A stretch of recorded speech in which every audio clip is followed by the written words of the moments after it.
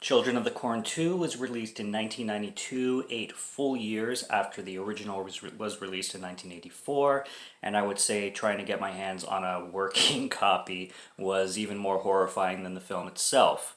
I ended up finding a copy from Australia, an Australian version of it, and I bought it because the back of the cover and eBay itself said that it was region free. So I assume that that'll work in any player in the world. It said right in the back of the cover, and eBay described it as region free.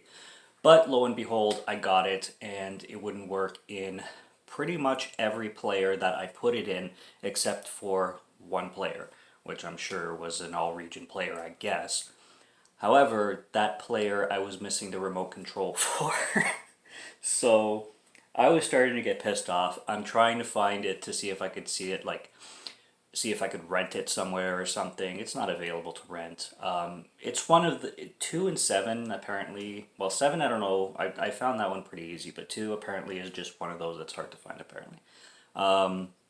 So I had to buy it again in a different version, and I did find it for a really good price in this double pack. So that's how I watched it, and I already got the 4-pack of 3, 4, 5, and 6, so 3 is just an extra for me.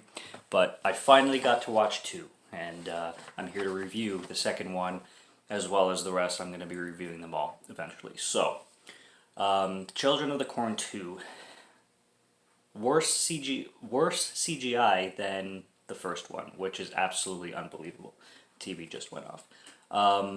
I didn't think you could get more terrible CGI in this one, or in any other Children of the Corn. I cannot wait to watch the rest, than the original Children of the Corn. But yeah, you do.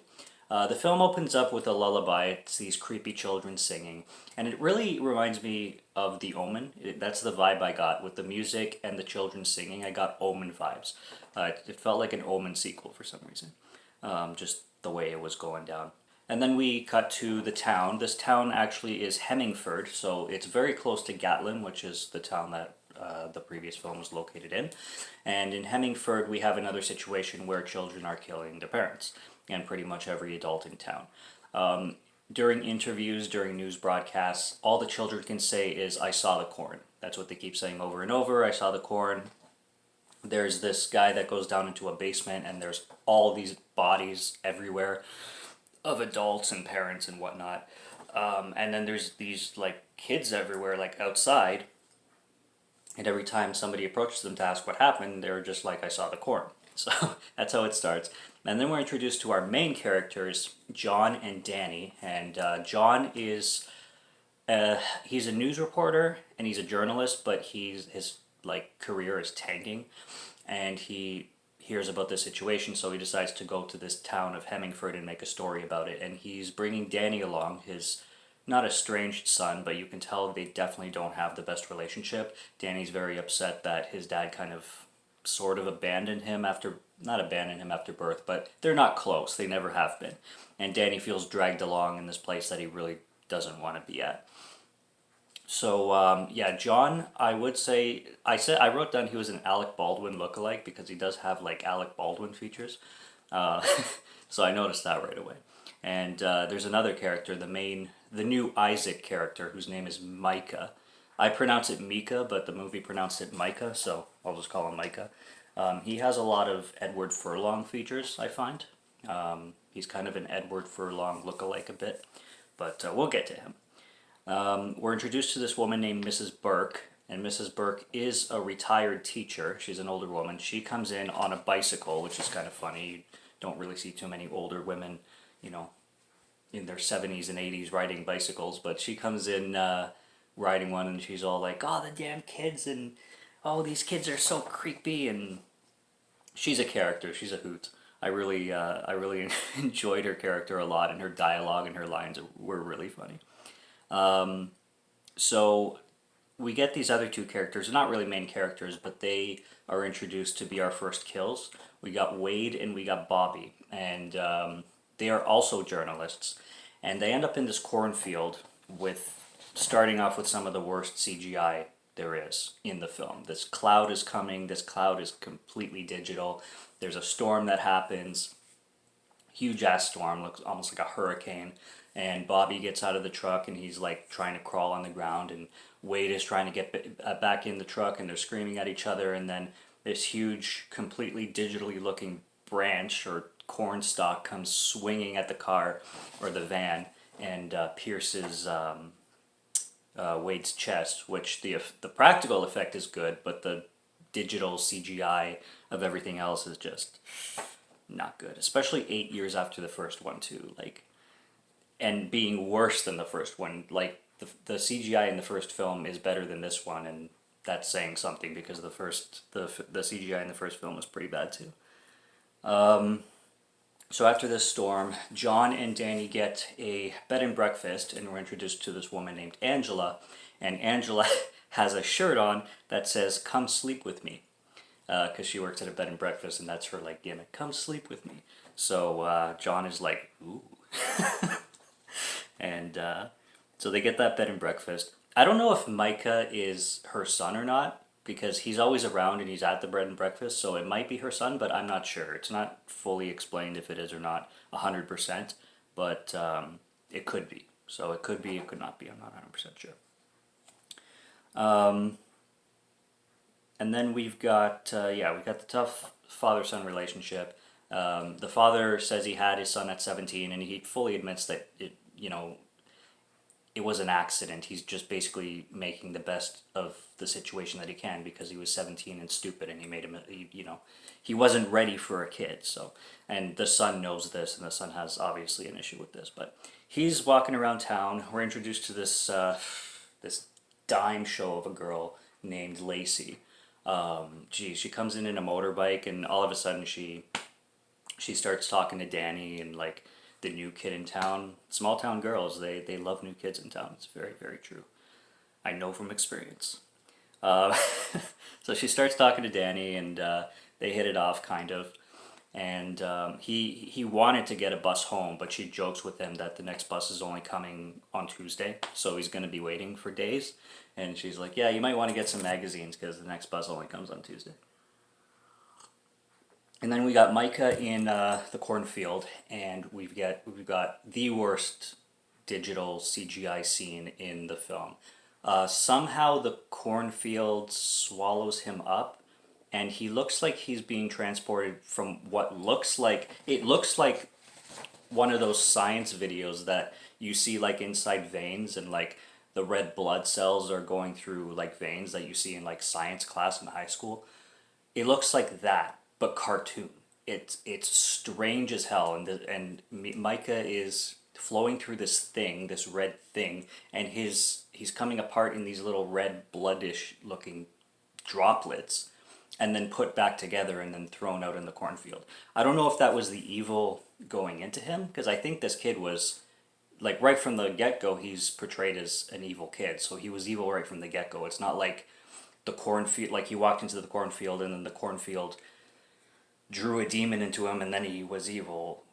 The film pretty much opens with him already being evil, so I don't know what that scene was all about fully, but it was corny, and you could have cut it right from the film completely. I mean, it looked really bad. It serves not much purpose, if any at all, and it just looks terrible. So I don't know what was up with that, but we also get introduced to this kid named Mordecai.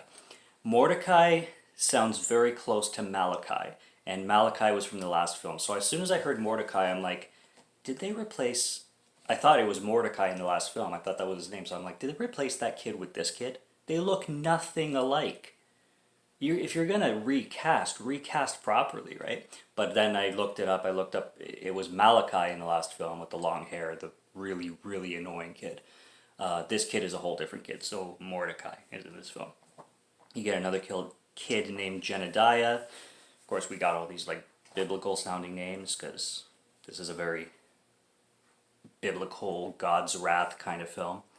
One thing I do like about these films, these first two anyway, is they actually do make a supernatural presence in the corn. So it's not just crazy kids. They are actually worshiping something out of this world in the cornfield. So there is actually something present, and it's not just them being crazy. Like it's them being crazy, but with another layer of, with another element kind of added to it. So I like that. I personally do. Micah says, one kid's asking like, "What's wrong with the adults?" And you're like, "They were adults," or "Why did you kill these people?" They're like, "They were adults. We've all seen the evil of their ways. That the evil presence in adults he just goes on about like adults. I'm like, dude, you know you're gonna grow up, right? Okay, you're gonna be one of them. Yeah. Okay. That's what I'm thinking. I'm like, what are these kids like? What, because they worship the corn, they're gonna be children forever? Small towns, small crazy religious towns. So Mika is still all in like getting out of the place and getting out of town. The dad's like, "How do you know you're not gonna like it here? Like, why don't you just give it a chance at least? Like, go explore a bit and give it a chance." And I'm like, he's got a point. I mean, you already met a dime show of a girl. Like, go hang out with her. Like, go talk to her. You know what I mean? There's a time too where he runs into her again, and she's washing her hair in this waterfall. It totally looks like something out of like the Blue Lagoon or something like that. She's wearing a bikini and like really short shorts, and she's washing her hair, and I'm just like, my God, you scored, kid. You scored, Danny. Go talk to that girl and go explore the town with her, which he does, which is cool. So yeah, he told him to give it a chance and be like, at least try to do something with this. We got Mrs. Burke's death, the retired teacher. Her death is pretty brutal. She's doing some kind of renovation at the bottom of her house. So her house is, I've never really seen this before, but her house is lifted by a lift, like an electrical pump lift, where the lift actually, like you would see like a lift lifting a car or like the side of a car, but it's doing that to her house. So this lift is obviously extremely strong for lifting a house right up on an angle, so whoever can do the work underneath the house. But these kids are tormenting this poor lady, and then this poor lady goes to hide under the house, which is a very bad idea. And then the kids mess with the lift, and the house comes crashing down on poor Miss Burke, which you don't see too much gore in it, but you definitely hear the crunch, and you definitely cringe at knowing, what her fate is, kind of thing. There's, after that, a really wicked death, probably the best death in the film, where there's a church service, and this guy's feeling funny, he's not feeling very good, and then he turns around, and there's Micah in the back pew, just, well, what you saw at the beginning before this friggin' TV went off. Like that. He's just like, so funny. And then he has this little wooden mannequin. It's like a carving of a wooden figure, and it acts like a voodoo doll. So he's carving the friggin' eyes and the nose, sorry, and the ears of this little figure. And this guy in the front, everything that's happening to the doll is happening to him. So he carves the nose and he's bleeding out from the nose. Carves the ears, he's bleeding out from the ears, and he's just pouring blood. Like pouring, and then he gets up and he asks the priest for help, and then he just spews a big blood burst out of his mouth, and it was gnarly. Best kill of the most gory kill of the film for sure, but I would say the best one. It was creepy, I would say, and of course you got his face. He plays a really good creepy kid. He's a good replacement for Isaac.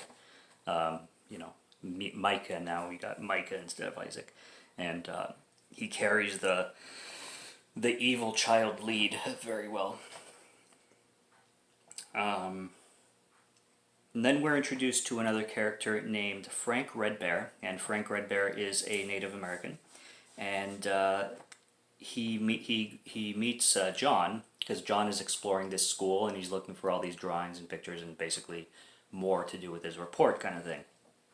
And Frank comes in, Redbear, and he knows everything about him. He's like, "You're 34, turning 35, you're 185 pounds, you live yada yada, I know exactly who you are." And he's like, "The fuck? How do you know all this shit about me?" And Frank Redbear's like, "Even in a ghost town, don't leave your wallet in a car that's unlocked." And he gives him back the wallet. So I found that a I found that funny because it's like, yeah, watch yourself.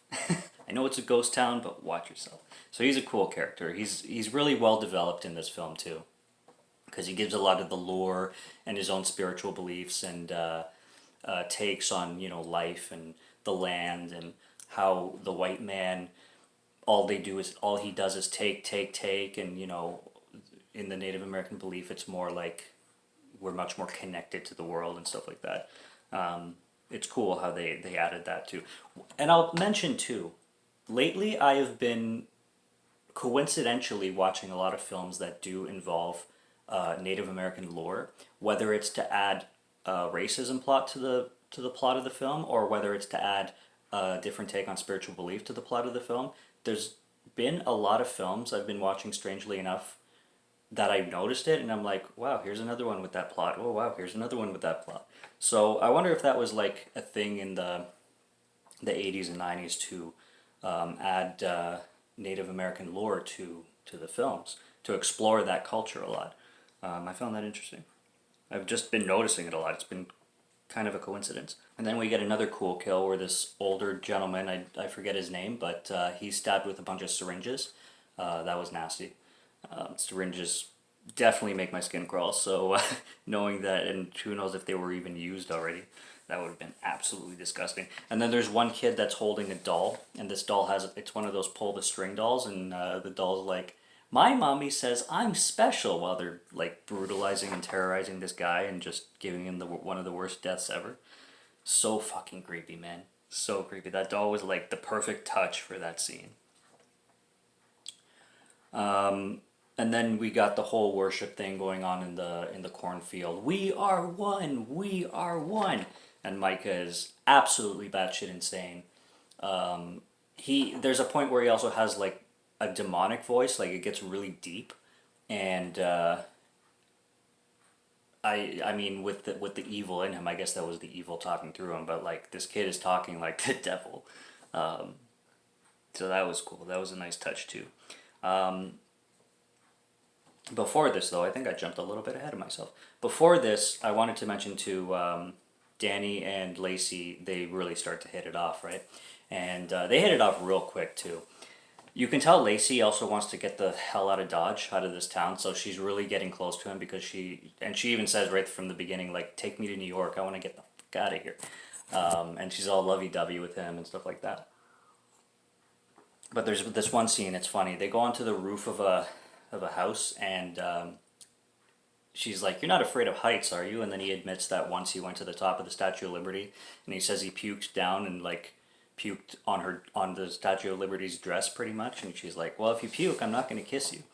And then they go down, they get to the bottom of the house, and then she looks at him, she grabs him by the shoulders, and she's like, if you can catch me, you can have me. And then starts running away. I'm like, dude, I would be sprinting so fucking fast if she said that to me. I would be sprinting like no tomorrow through that cornfield. I'd be catching that girl. She is so sexy. This girl is so hot. Even the first time Danny meets Micah in the cornfield at night, Micah's acting like a creepy motherfucker, and he's like, Micah asks him, like, have you met anybody? And he's like, yeah, I think I met this girl on a motorbike, do you know? And he's like, yeah. Micah's like, yeah, that's Lacey. And he's just looking creepy, and Danny's like, she's pretty hot. And then Micah's like, yeah, she's pretty hot. Just being like a creep, pretty much.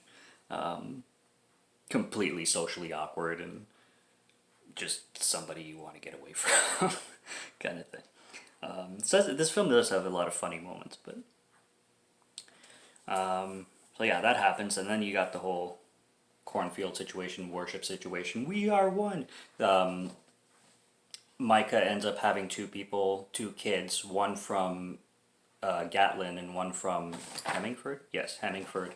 Cut their hands and then put them together, so like the towns are joined. Now Hemingford and Gatlin is one. So that happens. John, the dad, and Redbear. There's this stupid plot that comes in the third act where there's a cop, one of the sheriffs, just ends up being a villain, we're not even introduced to him really throughout the film. It's just here's this sheriff and he's evil and he wants to spread disease using rotten corn all over the town or whatnot. Reasons completely unexplained. He just wants to make people sick. So he wants to take a bunch of old moldy corn that they find in this shed, and his whole scheme is to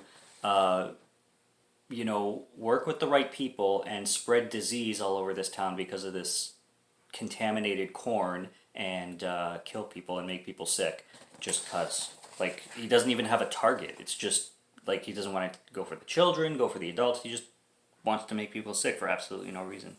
But he ties these two up, John and Redbear, and then fixes a combine. I'm pretty sure it's a combine. One of those things that have the rotating front to gather corn and stuff. Has the combine go to them while they're tied to the ground, and somehow they end up escaping, but they don't show how. They just show them like trying to struggle to get out, and then it flashes to the next scene, and then eventually you see them later, riding the combine. So obviously they escaped, but the film is too lazy to show us how, or give us a reason, or show us how the hell they got out of there, because it really looked like they were doomed and they had no way out. But somehow they got out, and then they're riding the combine.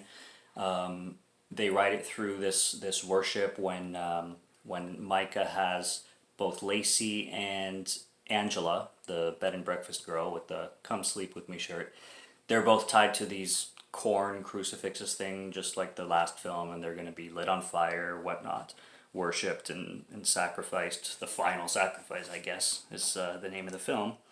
And the combine comes in, Redbear's driving it, he gets an arrow through the chest, poor guy, but he does manage to go through, or, run Micah over. John, there's a part where one of the kid throws a spear at John, and John just catches it, and then he whips it back at the kid, and it goes right through the kid's chest. So, John has javelin skills. Is it javelin? Out of nowhere, and the kid obviously can't throw worth a shit because John can just catch it, and all of a sudden John is like a javelin expert. Good to know. Good to know. Hey, he kicked ass. So they get away, and Redbear ends up murdering Micah and getting rid of that evil little bastard. His death is funny because the way he's screaming and the way he's like, "Nah, help me, Danny, you were my friend," and he's just acting like a little crybaby little shit. But like after how evil he was, it's you don't feel sorry for him at all. There's another death that I forgot to mention, and how dare I forget to mention this one. This old lady in a wheelchair.